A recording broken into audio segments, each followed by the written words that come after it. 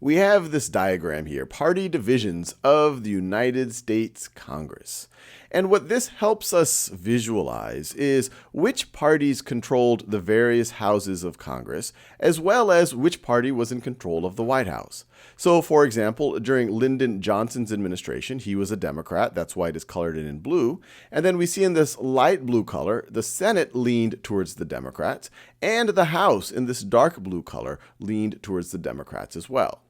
But then when you get to Richard Nixon, you have one party, the Republicans, controlling the White House, while the other party, the Democrats, controlled Congress. And so this situation right over here is known as a divided government. And as we look down this diagram, we see that it is not that unusual. Gerald Ford had a divided government. Ronald Reagan had a somewhat divided government where the House significantly leaned towards the Democrats, although the Senate started to lean a little bit towards the Republicans. But then if we go further down in time, we see more and more divided governments.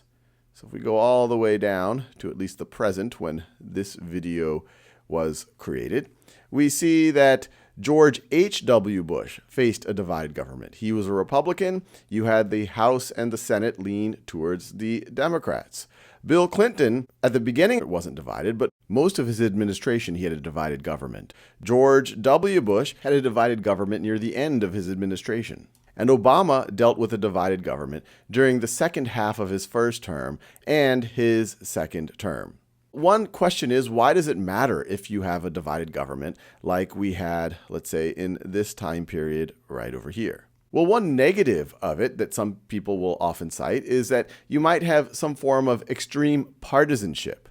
And partisanship is just a word that says that the various political actors will think more about their party and their political ideology than maybe what is in their best interest for the people. Or they would try to do things in order to get political points as opposed to just good governance. And one byproduct of partisanship would be a phenomenon known as gridlock. You might have heard the word gridlock before when it comes to traffic. Gridlock is when there's just so much traffic that nothing is moving, that people can't get around. And it essentially means the same thing in a political context. If you have a divided government and one party isn't allowing, if everything that the Congress passes, the president vetoes, or if everything that the president wants to do, the Congress doesn't want to work along with them, well, then nothing might happen, and you might get to a gridlock situation. And for a lot of people, that's a significant negative. But there are some viewpoints that maybe a divided government isn't as bad as it sometimes looks. Some people would argue that you don't want the government always doing exactly what they want when you have a non-divided government. In fact, if you have a divided government, they'll only do things that really matter, where there is more of a broad consensus. There's also this view from Mitch McConnell, who's the current leader of the U.S. Senate, that it's actually easier to get things done during a divided government. This is a part of an article from the New York Times written in 2011. It says, "Divided government is the perfect time to do big things. The perfect time," Mr. McConnell said in a recent session with New York Times reporters and editors. He cited 3 fairly recent examples of major legislative bargains that were struck with one party in the White House and another running things on Capitol Hill. The 1983 overhaul of Social Security negotiated between President Ronald Reagan and Speaker Tip O'Neill. Ronald Reagan was, of course, Republican, and Speaker of the House, Tip O'Neill, was a Democrat. Sweeping 1986 tax law changes, once again under Ronald Reagan, and the welfare reform package of 1996 negotiated between President Bill Clinton and congressional Republicans. Clinton, of course, was a Democrat.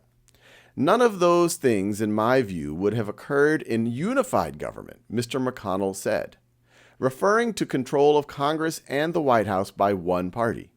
The differences are always big, but if you can bridge the differences, then you can survive.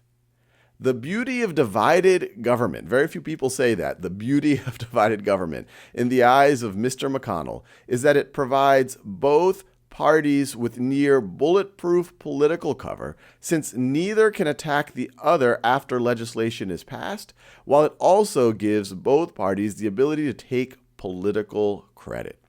So I'll leave you there. I want you to think about it.